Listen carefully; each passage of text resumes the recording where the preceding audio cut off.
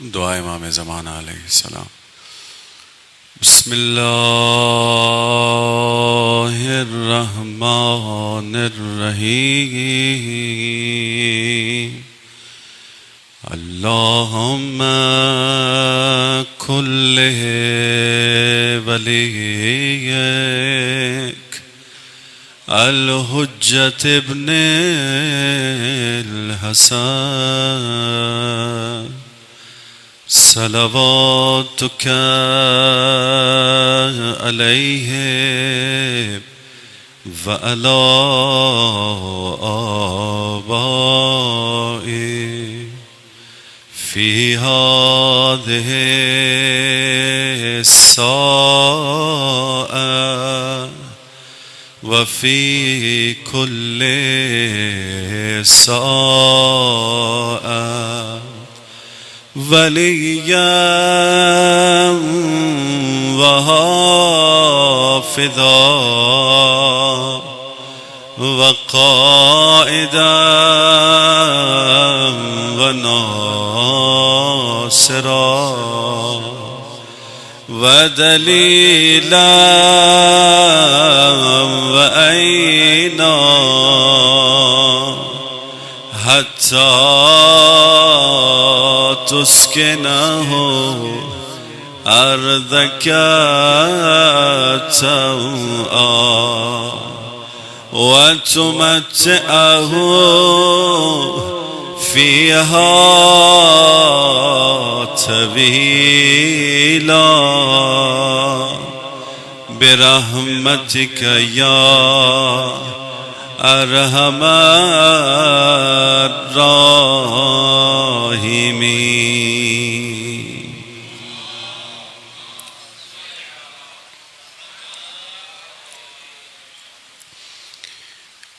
اعوذ باللہ السمیع العلیم من الشیطان اللعین الرجیم۔ بسم اللہ الرحمن الرحیم۔ الحمد للہ الذی لا مضاد له فی ملکہ ولا منازع له فی امرہ ولا شریک له فی خلقہ ولا شبیہ له فی عظمتہ۔ الحمد للہ علی حلمہ بعد علمہ والحمد للہ علی عفوہ بعد قدرتہ والصلاة والسلام والتحیۃ والاکرام علی سیدنا ونبینا وحبیب الہنا وطبیب نفوسنا وشفیع ذنوبنا جد الحسن المجتبی والحسین سید الشہداء ابی القاسم محمد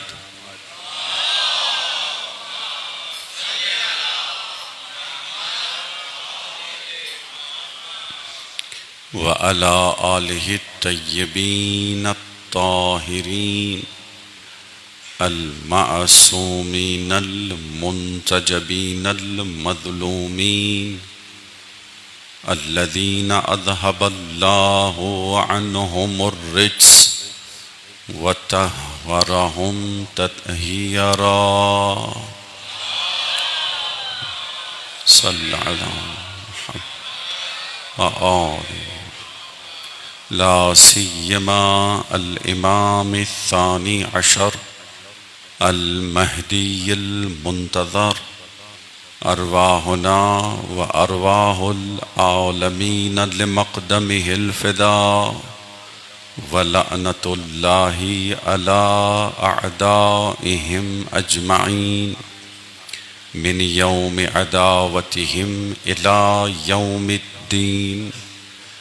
اما بعد فقد قال اللہ سبحانہ وتعالی فی کتابہ الکریم بسم اللہ الرحمن الرحیم یا ایہا الذین آمنوا اتقوا اللہ وکونوا مع الصادقین صلوات.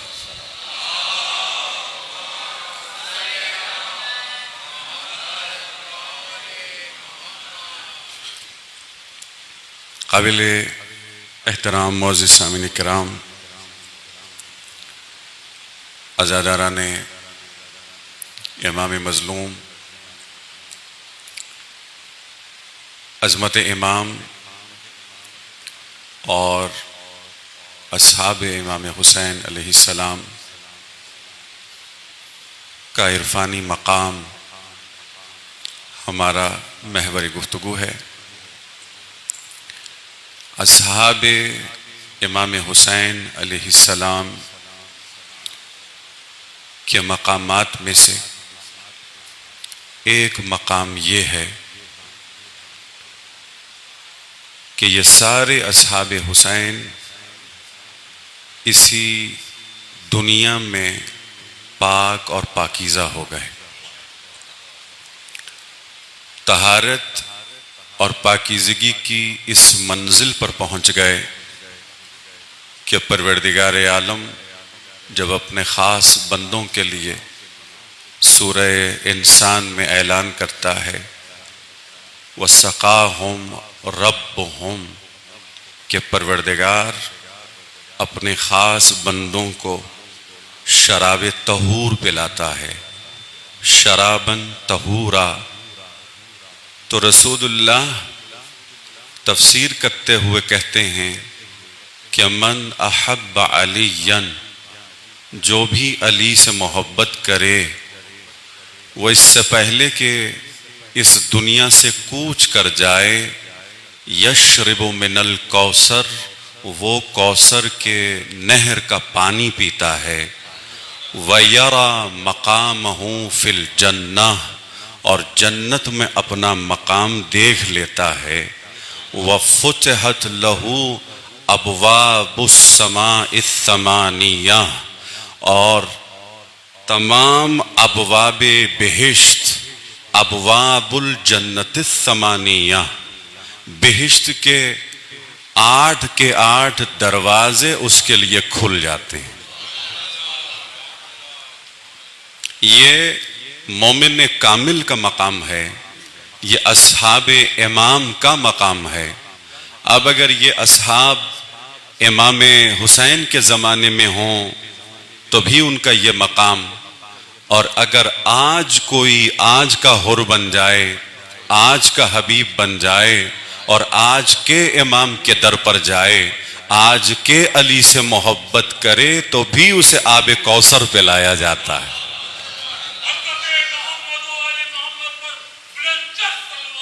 اللہم صلی علی محمد وآل محمد وعجل فرجہم. عزیزان محترم، اب جو بھی آب کوثر پی لیتا ہے، شراب طہور پی لیتا ہے، اس کے دل میں جتنی نجاست ہے وہ زائل ہو جاتی ہے، وہ پاک اور طاہر ہو جاتا ہے. وہ اپنے وقت کے امام کے صدقے میں پاکیزہ ہو جاتا ہے، اس کے دل کی ساری نجاستیں ختم ہو جاتی ہیں، وہ مطہر ہو جاتا ہے، وہ پاک اور پاکیزہ ہو جاتا ہے. ایسا نہیں ہے کہ چند نجاستیں زائل ہو جائیں، چند نجاستیں رہ جائیں.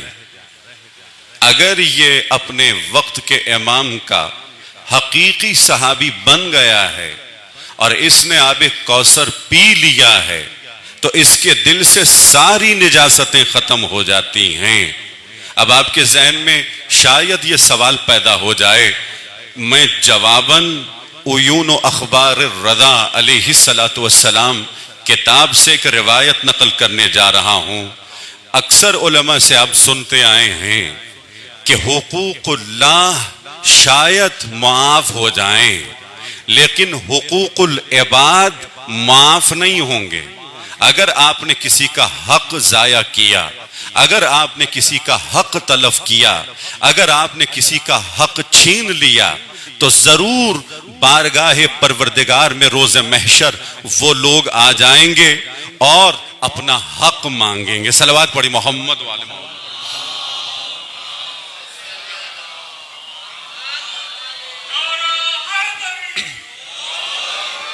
عزیزان محترم، میں بہت ہی اہم موضوع پر گفتگو کرنے جا رہا ہوں، لیکن بات یہ ہے کہ حقوق العباد کی جب بات ہوتی ہے تو انسان پریشان ہو جاتا ہے، ہر مومن پریشان ہو جاتا ہے کہ اگر میں نے کسی کا حق لیا ہے تو میری قیامت کا کیا ہوگا، میری موت کا کیا ہوگا۔ سوال یہ کرنے جا رہا ہوں کہ جتنے اصحاب حسین ہیں، جن میں حر جیسا صحابی بھی ہے اور جن میں وہب جیسا صحابی بھی ہے، یہ اتنے متقی تو نہیں تھے، یہ اتنے عبادت گزار تو نہیں تھے، یہ اتنے زاہد تو نہیں تھے، یہ عارف باللہ تو نہیں تھے۔ کیا ان کی گردن پر کسی بھی بندہ خدا کا کوئی حق نہیں تھا؟ حق تو تھا، ہے نا، حق تو تھا، حقوق تھے، لیکن یہ حسین کے در کی عظمت ہے، یہ مولا حسین کے در کی عظمت ہے کہ اس در پر جو بھی آ جائے پھر اسے اتنی طہارت ملتی ہے کہ حقوق العباد بھی معاف ہو جاتے ہیں۔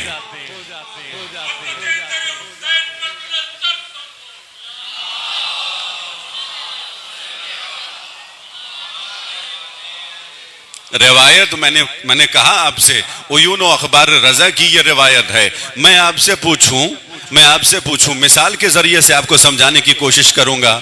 آپ کسی سے ناراض ہو گئے، وہ صاحب بھی آپ سے ناراض ہو گئے، اب آپ کے کوئی دوست ان کے پاس جاتے ہیں اور ان سے یہ کہتے ہیں یہ آپ کے بڑے پرانے دوست تھے، یہ مولا کے چاہنے والے ہیں، ان کے دل میں مولا کی ولایت کا نور ہے، آخر آپ کب تک ناراض رہیں گے؟ اگر انہوں نے آپ کا کوئی حق ضائع کیا ہے تو اصلی حقدار صاحب حق تو علی ابن ابی طالب ہیں، آپ کیوں مولا کے صدقے میں انہیں معاف نہیں کر دیتے؟ مولا کے صدقے میں انہیں کیوں معاف نہیں کر دیتے؟ تو ایک مومن کے کہنے پر ایک مومن دوسرے مومن سے راضی ہو جاتا ہے، اپنا حق معاف کر دیتا ہے۔ ایک مومن ہے جو جا کر کے ان دونوں کو پھر سے دوست بنا دیتا ہے، ایک دوسرے کو معاف کر دیتا ہے۔ ایک عام مومن ہے، آپ ذرا سوچیں قیامت کے دن خود علی آ کر کوئی کہے، کسی سے کہے کہ یہ میرے جتنے ماننے والے ہیں ان کو بخش دو، تو کیسے کوئی معاف نہیں کرے گا؟ صلوات پڑھیں محمد والے محمد پر۔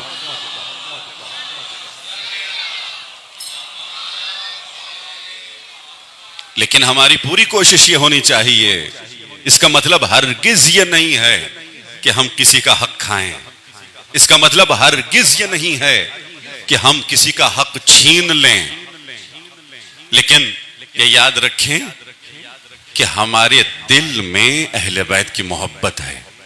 اس اہل بیت، اس محبت کی وجہ سے جو ہمارے دل میں ہے، اس ولایت کی وجہ سے جو ہمارے دل میں ہے، اس ولایت کی وجہ سے دوسرے جتنے ولایت کے ماننے والے ہیں ان کا ہم پر حق بنتا ہے، ان کے حقوق ہماری گردنوں پہ آ جاتے ہیں۔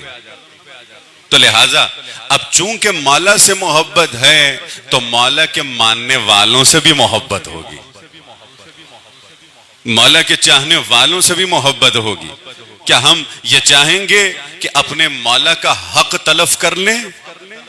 اور یقیناً ہم یہ نہیں چاہیں گے، تو پھر کیسے علی کے ماننے والوں کا حق ہم تلف کر لیں؟ صلوات پڑھی محمد و آل محمد پر۔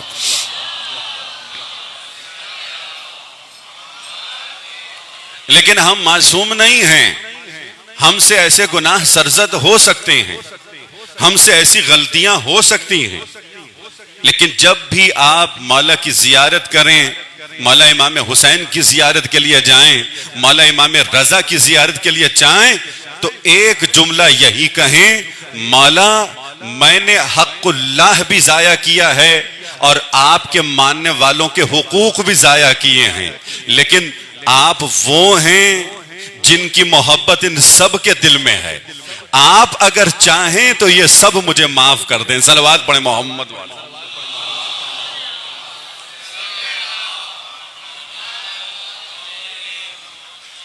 تو مولا اگر شفاعت کریں تو سب کے دل نرم ہو جاتے ہیں، اور جب دل نرم ہو جائیں تو سب معاف کر دیتے ہیں.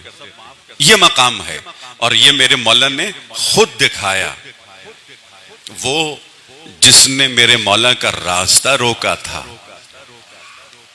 اس کو معاف کر دیا، اور فوراً معاف کر دیا.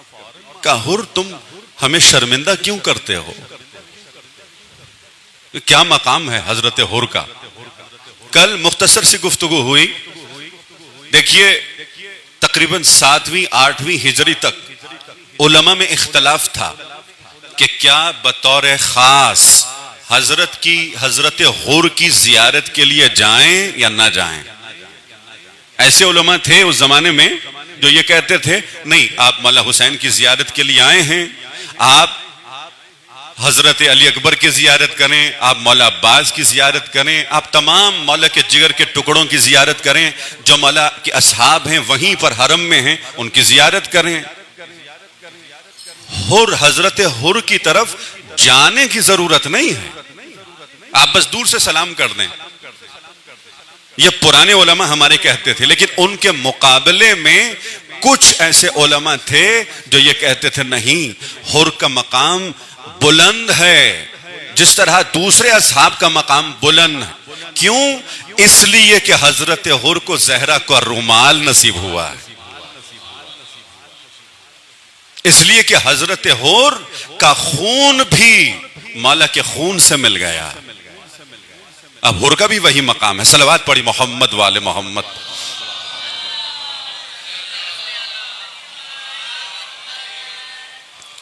ایک ہمارے بہت بڑے عالم دین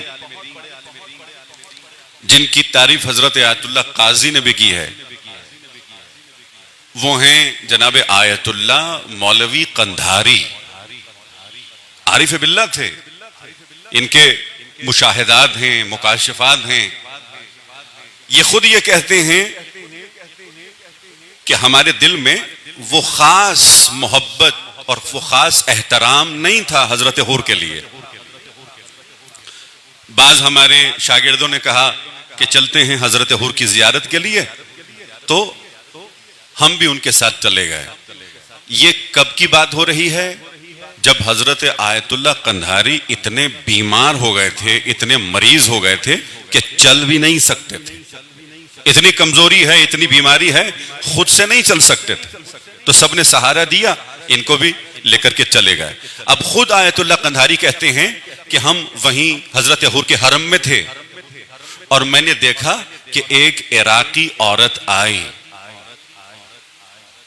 حضرت حر کی زری کی جھالی میں ہاتھ ڈال کر یہ عورت کہنے لگی، یا کاشف الکرب بوجہ الحسین اکشف لنا الکرب بحق الحسین. اے غموں کو دور کرنے والے حر، اے غموں کو دور کرنے والے، تجھے حسین کا واسطہ میرے غموں کو دور کر دے. میں نے یوں محسوس کیا کہ جیسے جیسے وہ عورت یہ دعا کر رہی تھی اس کا غم زائل ہو رہا تھا. اب چونکہ عارف باللہ ہیں، مشاہدہ کر رہے ہیں، ان کے یہاں مکاشفہ ہے، تو کہنے لگے میں خود تو چل کے نہیں جا سکتا تھا، اسی لیے میں نے کیا کیا، گھٹنوں پر چل کر کے میں زری کے قریب گیا، زری میں ہاتھ ڈال کر میں نے بھی یہی جملے کہے. چل نہیں سکتا تھا، بیمار تھا. یا کاشف الکرب، اے غموں کو دور کرنے والے، حسین کے صدقے میں میرا غم دور کر دے، میری بیماری دور کر دے. خود آیت اللہ قندھاری کہنے لگے کہ زریح کے اندر سے میرے ہاتھوں میں حرارت آنے لگی، یہ حرارت میرے دل تک پہنچی، اور پھر میں خود کھڑا ہو گیا. میں خود کھڑا ہو گیا عجیب منزل ہے عزیزان محترم. دیکھیے حور کا کیا مقام ہے. اچھا حور کا یہ مقام ہے کیوں؟ اس لیے کہ اسے زہرا کا رومال نصیب ہوا تھا, اور وہ جو زہرا کے دل کا ٹکڑا ہو اس کا کیا مقام ہوگا. صلوات پڑھیے محمد والے محمد.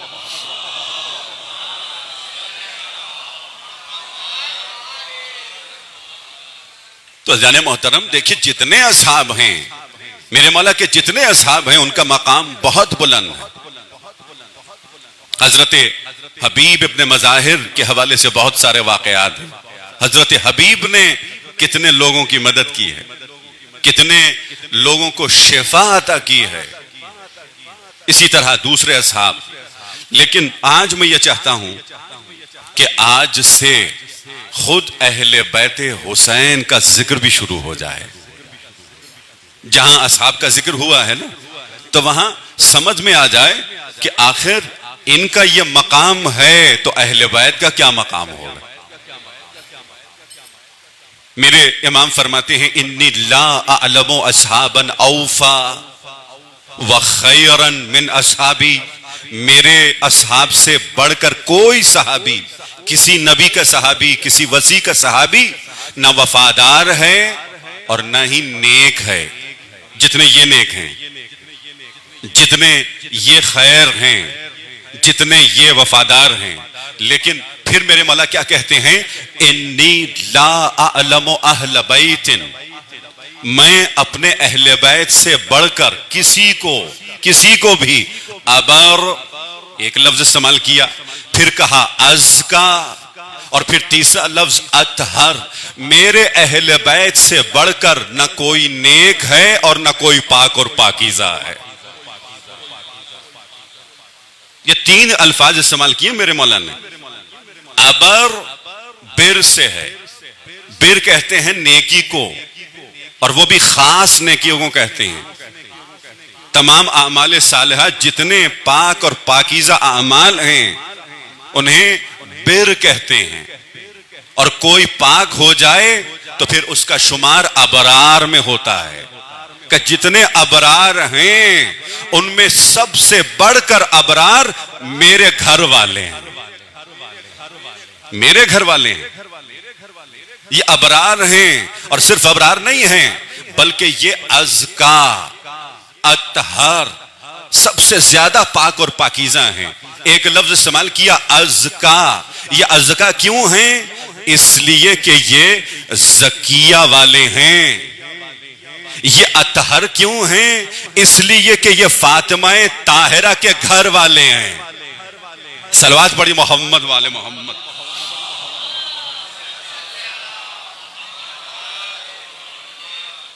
باری دیگر صلوات پڑھی محمد والے محمد.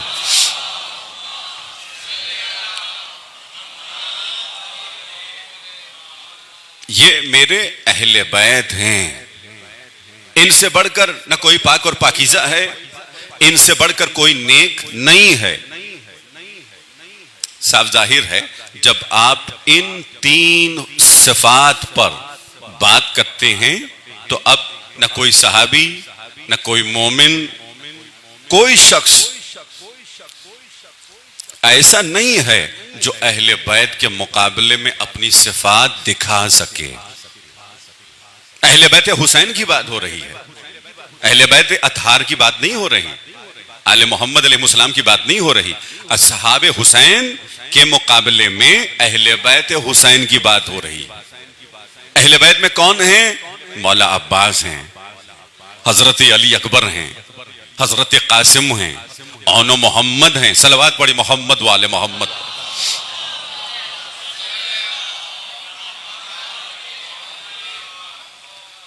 اور خاص طور پر امام نے, میرے مولا نے یہ لفظ استعمال کیا ہے اہل بیتن, میرے گھر والے. اور کون ہیں ان میں؟ حضرت عقیل کے بیٹے بھی ہیں, ان کی اولاد بھی ہے. حضرت عباس کے بھائی بھی ہیں, مولا حسین کے جتنے بھائی ہیں وہ سب بھی ہیں. حضرت امام حسین کی خود اولاد بھی ہے. مولا حسن کے 3 بیٹے ہیں, صرف حضرت قاسم نہیں, حضرت قاسم کے علاوہ 2 اور بیٹے بھی ہیں. حضرت عقیل کے بھی بیٹے ہیں. ایک مرتبہ مولا کائنات نے رسول خدا محمد مصطفیٰ صلی اللہ علیہ وآلہ وسلم سے پوچھا, یا رسول اللہ حل تحب عقیل, کیا آپ عقیل سے محبت کرتے ہیں؟ کہ یقیناً ہم محبت کرتے ہیں. ایک تو اس وجہ سے کہ خود عقیل میرے لیے محبوب ہے, عقیل سے میں محبت کرتا ہوں خود عقیل کی وجہ سے, اور ایک اس وجہ سے محبت کرتا ہوں چونکہ عقیل ابو طالب کا بیٹا ہے. عقیل سے اس لیے محبت کرتا ہوں چونکہ ابو طالب کا بیٹا ہے. اور تیسری وجہ بھی بتلا رہے ہیں, رسول خدا بتلا رہے ہیں. تیسری وجہ یہ ہے کہ میں کیوں عقیل سے محبت کرتا ہوں. تیسری وجہ یہ ہے کہ اس کے بیٹے تمہارے بیٹوں پر قربان ہو جائیں گے, قربان ہو جائیں گے, یہ قتل کر دیے جائیں گے. تیسری وجہ یہ ہے. تو دیکھیے یہ سب اہل بیت مولا امام حسین میں شامل ہیں, عقیل کے بیٹے ہیں. اچھا, ان تمام شہداء کو یکجا کیا جائے, وجہ کیا سامنے آتی ہے؟ اصحاب امام حسین وہ ہیں جنہوں نے زحمتیں اٹھائیں, ریاضتیں کیں, آگے بڑھے اور مولا کے عشق میں محو ہو گئے. یہ ان کا مقام ہے نا. لیکن اہل بیت کا دو مقامات ایسے ہیں کہ جو ان میں نہیں ہیں. زحمتیں انہوں نے بھی اٹھائی ہیں, مشقتیں انہوں نے بھی کی ہیں, ریاضتیں انہوں نے بھی کی ہیں, لیکن ان میں فرق کیا ہے؟ وہ اصحاب ہیں یا جگر کے ٹکڑے ہیں؟ وہ اصحاب ہیں, یہ اہل بیت ہیں, یہ گھر والے ہیں, یہ محمد مصطفیٰ کے گھر والے ہیں. اچھا, صرف کیا محمد مصطفیٰ کے ہیں, خاتم النبیین کے ہیں؟ کہ نہیں, یہ ابو طالب کے بچے ہیں, یہ ابو طالب کے بیٹے ہیں. دیکھیے شہداء کربلا میں آپ کنہیں دیکھتے ہیں, کن لوگوں کو دیکھتے ہیں؟ ابو طالب کی اولاد کو دیکھتے ہیں. یہ مقام ہے حضرت ابو طالب کا. ان کے خون کی یہ پاکیزگی ہے, ان کے خون کی یہ طہارت ہے کہ یہ جتنے ابو طالب کے بیٹے تھے حسین پہ قربان ہو گئے. صلوات پڑھی محمد والے محمد.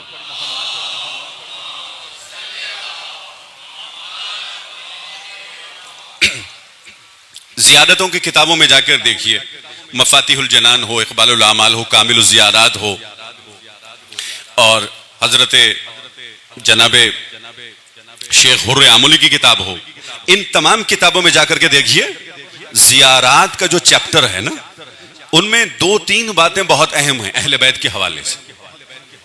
اہل بیت کا مقام دیکھیے کہ جب آپ مولا حسین کی زیارت کریں, یہ حکم ہے امام کی طرف سے ہے, جب آپ مولا حسین کی زیارت کریں, مولا کی طرف توجہ ہو, پھر آپ آئیں حضرت علی اکبر کی زیارت کریں. یہ جملے آپ جا کر کے دیکھ سکتے ہیں. پہلے مولا کی زیارت کریں گے, پھر حکم ہوا حضرت علی اکبر کی زیارت کریں. پہلے ان کی زیارت, علی اکبر کی زیارت, اب آپ چلے جائیں تمام شہداء کربلا کی زیارت کریں. ایک یہ روایت ہے. دوسری روایت کہ آپ مولا حسین کی زیارت کریں, پھر تمام اہل بیت حسین کی زیارت کریں. اہل بیت کی زیارت کے بعد پھر آپ اصحاب حسین کی زیارت کریں. حفظ مراتب دیکھیے, مرتبوں کو اگر آپ کو محفوظ رکھنا ہے تو پہلے خود حسین کی زیارت ہوگی, پھر اہل بیت حسین کی زیارت ہوگی, اور پھر اصحاب حسین کی زیارت ہوگی. یہیں سے سمجھ میں آ گیا کہ اہل بیت کا مقام اور ہے, اصحاب کا مقام اور ہے. اچھا, اب ایک عملی پہلو, یہ تیسری روایت نقل کر رہا ہوں زیارات کے چیپٹر سے. جب انشاءاللہ آپ سب جائیں 40 کی زیارت کے لیے, پروردگار ہم سب کو نصیب فرمائے, خود امام حسین کے صدقے میں جب آپ جائیں تو انشاءاللہ سب سے پہلے مولا حسین کی زیارت کریں. روایت کہہ رہی ہے سب سے پہلے مولا حسین کی زیارت کریں اور پھر اہل بیت امام حسین میں ایک ایک کر کے ہر شہید کی الگ زیارت کریں. یہ روایت کے جملے ہیں. ہم کیا کرتے ہیں؟ ہم مولا حسین کی زیارت کرتے ہیں, حضرت علی اکبر کی زیارت کرتے ہیں, مولا عباس کی زیارت کرتے ہیں, پھر تمام جمی شہدائے کربلا کی زیارت پڑھ کے واپس ہوٹل کی طرف چلے جاتے ہیں. لیکن اب کے انشاءاللہ جب آپ جائیے گا تو بطور خاص کہہ رہا ہوں, جتنے دن آپ رکیں, 10 دن ہو, 1 ہفتے ہو, 5 دن ہو, 4 دن ہو, ان دنوں میں ایک دن, کم از کم ایک دن آپ پہلے مولا امام حسین کی زیارت کریں, ایک ایک کر کے پھر تمام افراد اہل بیت کی الگ الگ زیارت کریں. حضرت علی اکبر کی زیارت کریں, اون و محمد کی زیارت کریں, توجہ ہو آپ کی, ان سب کو سلام کریں اور پھر ان سے مدد مانگیں. ہر شہید اہل بیت سے مدد مانگیں, اس لیے کہ ہر شہید سے الگ نور نصیب ہوتا ہے, ایک خاص نور نصیب ہوتا ہے. اس پر ضرور عمل کریے گا. صلوات پڑھیں محمد والے محمد پر.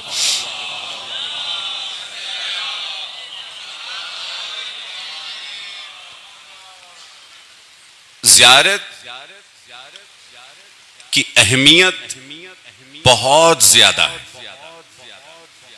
میں ایک صاحب کو جانتا ہوں, آسٹریلیا کی بات کر رہا ہوں, وہیں پر ہوتے تھے جس زمانے ہم وہاں, سڈنی کی بات کر رہا ہوں, پھر ہم دوسرے شہروں میں چلے گئے تو یہ صاحب سڈنی میں ہوتے تھے. انہوں نے خود مجھے بتایا کہ قبلہ میں گناہوں میں غرق ہو گیا ہوں. گناہ نے ایسے گناہ کبیرہ کہ میں جس کا ذکر ممبر پہ نہیں کر سکتا, ایسے ایسے گناہ کہ جن کا ذکر ممبر پہ نہیں ہو سکتا. لیکن ان صاحب نے بتلایا کہ میں گناہوں میں غرق ہو گیا ہوں اور مجھے یوں لگتا ہے کہ اب مجھے نجات نہیں ملے گی. پھر خود یہ کہتا ہے مجھے 1 سال مولا نے اپنے 40 کی زیارت کے لیے بلایا.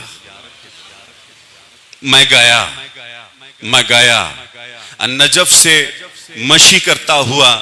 جب میں کربلا کی طرف گیا تو میں راستے میں مسلسل یہ محسوس کرتا رہا کہ حسین میرے ہر گناہ کو پاک کر رہے ہیں. پورے راستے میں میں روتا رہا, مولا سے مانگتا رہا, مولا آخر کب تک میں گناہوں میں رہوں گا, آخر کب تک میں آپ کی مخالفت کرتا رہوں گا. تو جب میں پہنچا مولا کی ذریح کے سامنے, 40 کا دن تھا, میں نے مولا سے مانگا مولا مجھے آج کا حر بنا دے, آج کا حر بنا دے, اور مولا نے بنا دیا. یہ وہی شخص ہے آج اتنا پاکیزہ ہو گیا ہے, اتنا پاکیزہ ہو گیا ہے جس کو دیکھ کر کے وہاں کے دوسرے نوجوان بھی تقوی کی طرف آ رہے ہیں. صلوات پڑھی محمد والے محمد.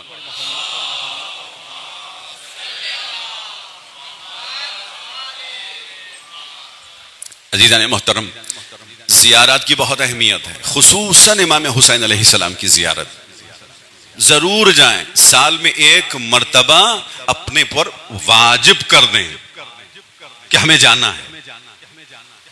جو مولا کی زیارت کے لیے جائے گا وہ آج کے حسین کے ظہور کے لیے تیار ہو جائے گا. مولا حسین سب کو پاک کر رہے ہیں, سب کو پاکیزہ بنا رہے ہیں. سب پاک اور پاکیزہ ہوں گے تو ظہور کے لیے آمادہ ہوں گے, آج کے مولا کے آنے کے لیے تیار ہو جائیں گے.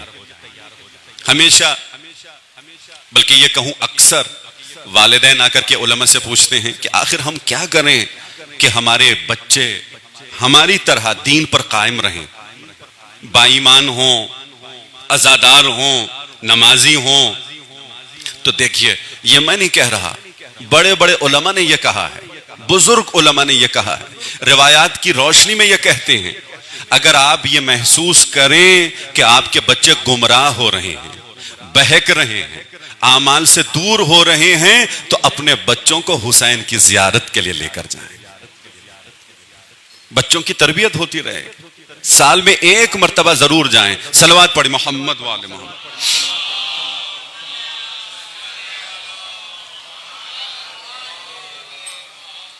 ایک بہت خوبصورت واقعہ ہے. ایک بزرگ عالم دین کہتے ہیں کہ ایک شخص میرے پاس آیا، میں جس کو جانتا تھا. وہ آ کر کے کہنے لگا قبلہ میرا بھائی اب تو دیندار ہی نہیں رہا، دین سے بہت دور ہو گیا، کسی کی بات نہیں مانتا. کہ کیا میں آپ کے پاس لے کر آؤں، شاید آپ کی بات مان لے. یہ بزرگ عارف باللہ کہتے ہیں کہ نہیں، میرے پاس لانے کی ضرورت نہیں ہے، پہلے اسے کربلا لے کر جاؤ، پہلے اسے کربلا لے کر جاؤ. اگر اس میں یہ علامت پائی گئی، کون سی علامت؟ اگر یہ علامت ہوئی تو پھر کربلا کی زیارت کے بعد میرے پاس لانا. کون سی علامت؟ کہ دیکھو جب یہ حرم حسین میں داخل ہو اور اس کی آنکھوں میں آنسو آ جائیں تو سمجھ لینا یہ قابل ہدایت ہے. صلوات پڑھیں محمد والے محمد.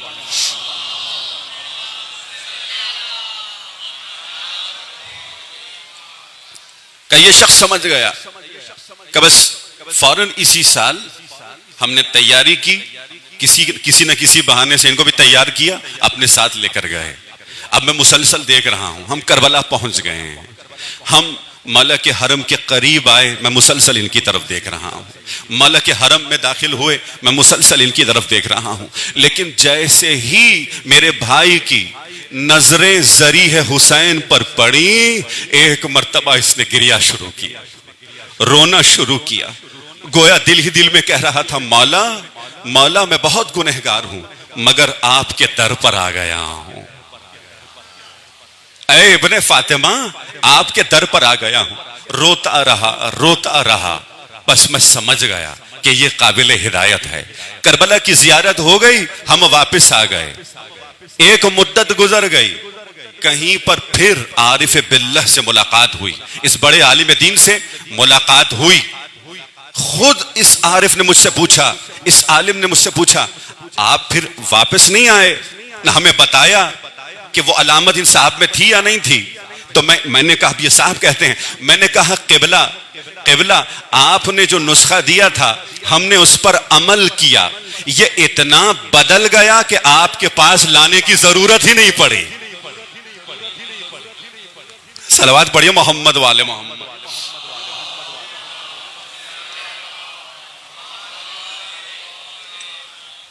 بارے دیگر صلوات پڑھیں محمد والے محمد.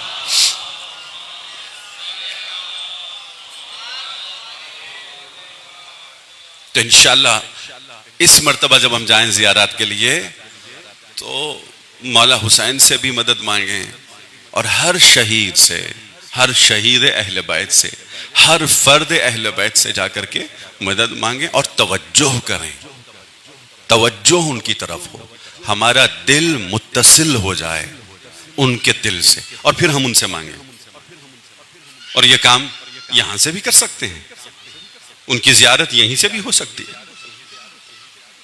کبھی ہماری توجہ اون و محمد کی طرف ہو، کبھی ہماری توجہ مولا عباس کی طرف ہو، اور کبھی ہماری توجہ مولا حسن کے یتیم قاسم کی طرف ہو.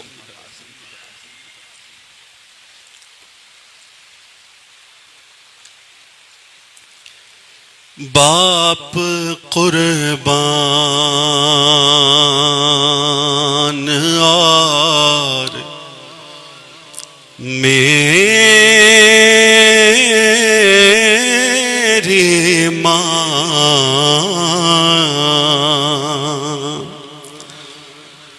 باپ قربان اور میری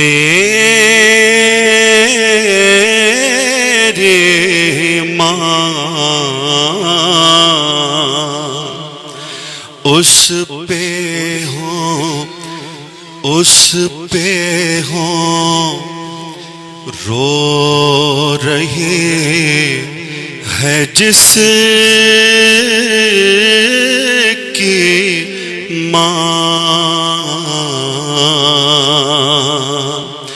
ہائے قاسم تیرا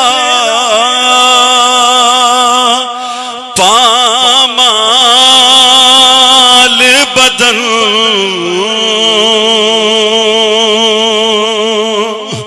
ہائے قاسم تیرا پامال بدن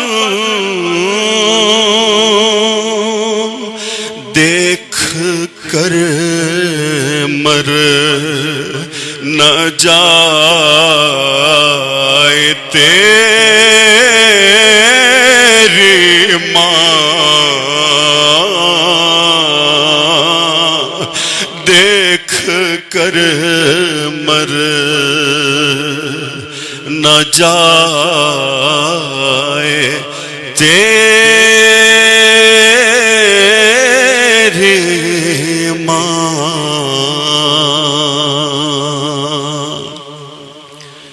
السلام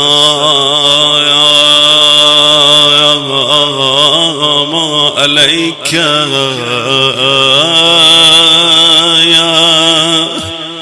یا قاسم ابن الحسن،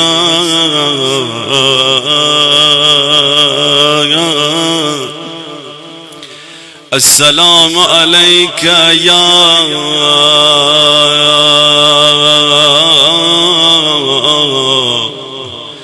حسن المجتبی،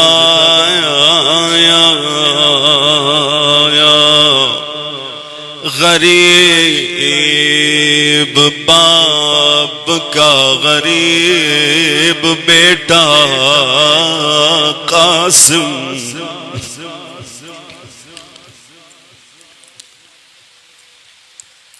آج ایک غریب امام کو ان کے بیٹے کا پرسہ دینے آئے ہیں۔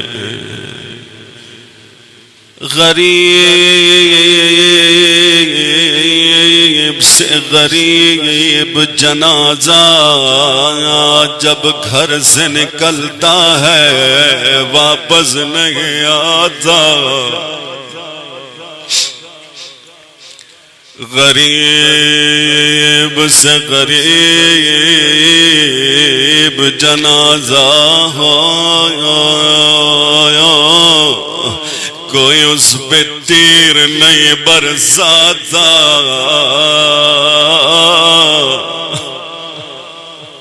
سلام ہو صبر زینب پر، آیا جس بی بی نے حسن و حسین کی لاش دیکھی، ایک وہ لاش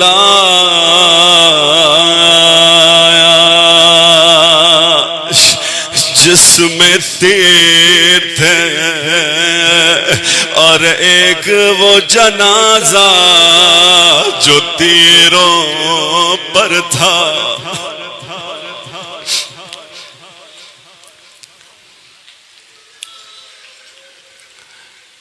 مولا حسین سے کہا، حسین میرے بھیا اس تشت کو کہیں چھپا دو، کہیں میری بہن زینب کی نظر نہ پڑے، اس میں میرے جگر کے ٹکڑے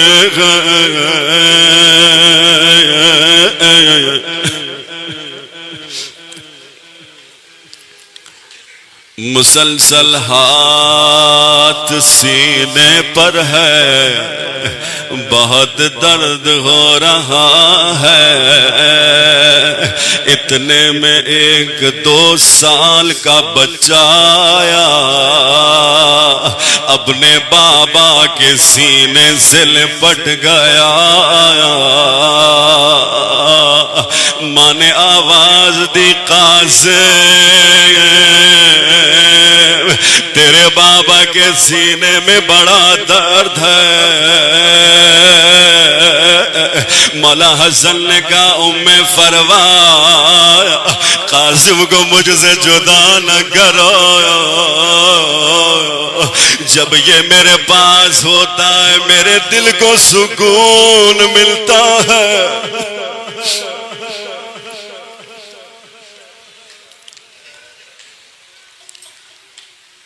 مولا حسن دل میں دیکھ رہے ہوں گے اور کہہ رہے ہوں گے یہ میرا سینہ اور وہ قاسم کا سینہ، وہ گھوڑوں کی ٹاپیں، وہ پسلیوں کا ٹوٹنا،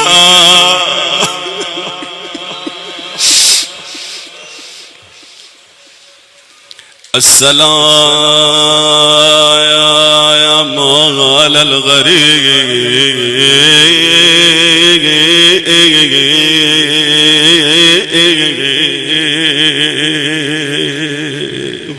شب عاشوراء میرے مولا نے شہداء کے نام لیے، کل کون کون شہید ہوگا؟ قاسم انتظار نہیں کر پائے۔ امو جان اس فہرست میں میرا نام کیوں نہیں ہے؟ کہا قاسم اس فہرست میں ایک ششماہ کا نام بھی ہے، تو کیسے تمہارا نام نہ ہو؟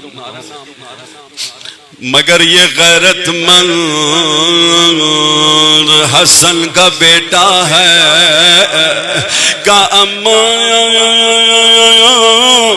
کیا اشقیاء ہمارے خیموں تک آ جائیں گے، ہمارے خیموں میں آ کے علی اصغر کو ماریں گے؟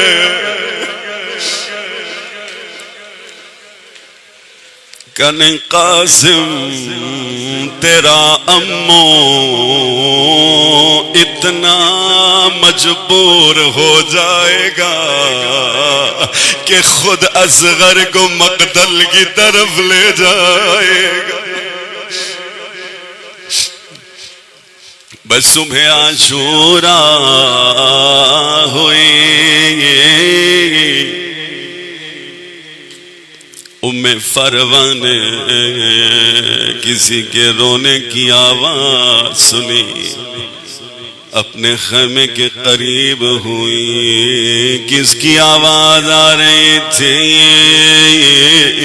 یتیم حسن رو رہا ہے۔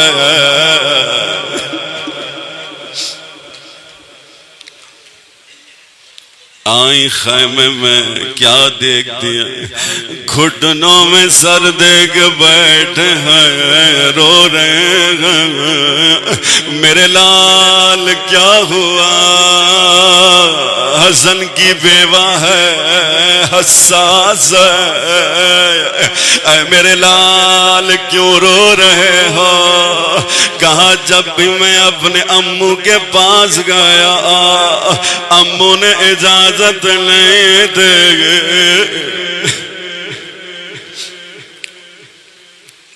بیٹا غم نہ کرو، مجھے یاد آیا تیرے بابا نے کہا تھا یہ تعویذ اس وقت کھولنا جب سخت وقت ہو۔ بیٹا اس سے بڑھ کر سخت وقت کیا ہوگا؟ زہرا کا لال گر گیا ہے، تنہا ہے۔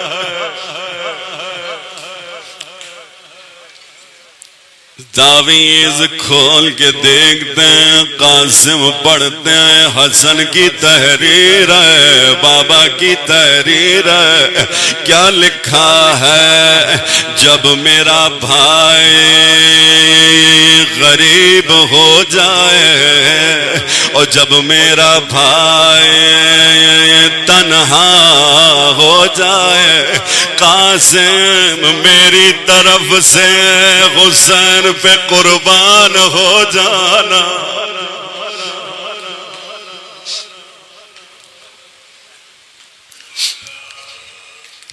قاسم خوش ہو گئے، اپنے آنسو صاف کیے، آئے مولا حسین کی خدمت میں، مولا بابا کا نام لایا ہوں۔ مولا حسین نے پڑھا، غریب بھائی کو بھائی کی یاد آیا، حسن کے یتیم کو آغوش میں لیا۔ راوی کہتا اتنے روئے خش کھا کے گر گئے۔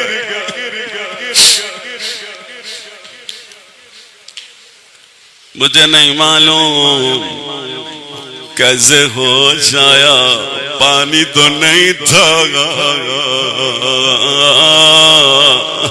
مگر قاسم کو بلایا، قاسم تیار ہو جا، اچھا سا کرتا پہنایا، امامہ باندھا، خود گھوڑے پر سوار کرایا، مگر کہا قاسم رک جاؤ، گریبان قاسم کو چاک کیا، یعنی بتانا چاہتے ہیں اے فوج عدو اب جو آ رہا ہے وہ یتیم ہے۔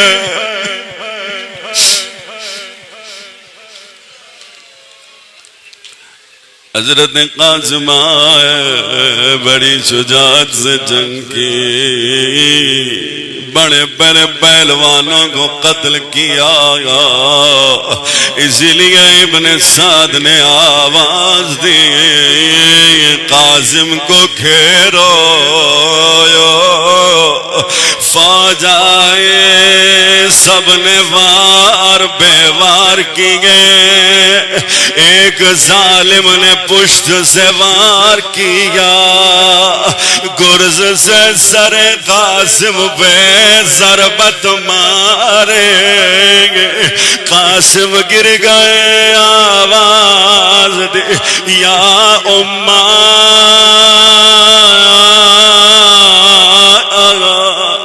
مولا حسین آگے بڑھے، ایک طرف مولا عباس ہے، ایک طرف علی اکبر ہے، دائیں طرف کے لوگ بائیں طرف چلے گئے، بائیں طرف کا لشکر دائیں طرف، درمیان میں قاسم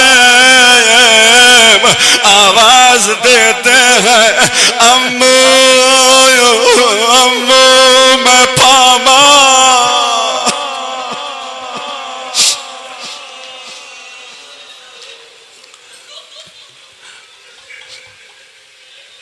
مولا حسین پہنچ گئے،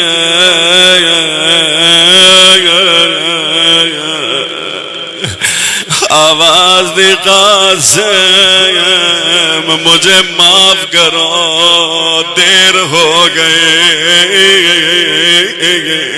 عزادارو ذرا تصور کرو، جب حسین نے علی اکبر کا لاشا اٹھایا تو کیسے اٹھایا ہوگا، جب اونو محمد کے لاشیں اٹھائے تو کیسے، مگر جب قاسم کا لاشا اٹھانا چاہتے ہیں، ابا زمین پہ بچھائے،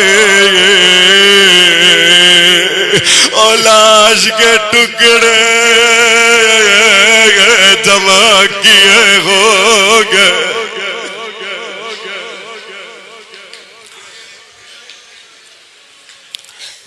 آئے خیموں کی طرح وہ میں فروا کو آواز نہیں دیں گے، اپنی بہن کو بلاتے ہیں، زینب کہا بھیا کیا خبر ہے؟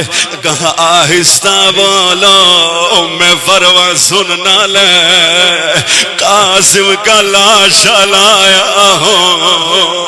زینب رو کے کہہ دیا بھیا میں کوئی لاشا دیکھ نہیں رہی گی۔ کہ زینب یہ جو میری پشت میں گٹڑی ہے اس میں قاسم کی لاش کے ٹکڑے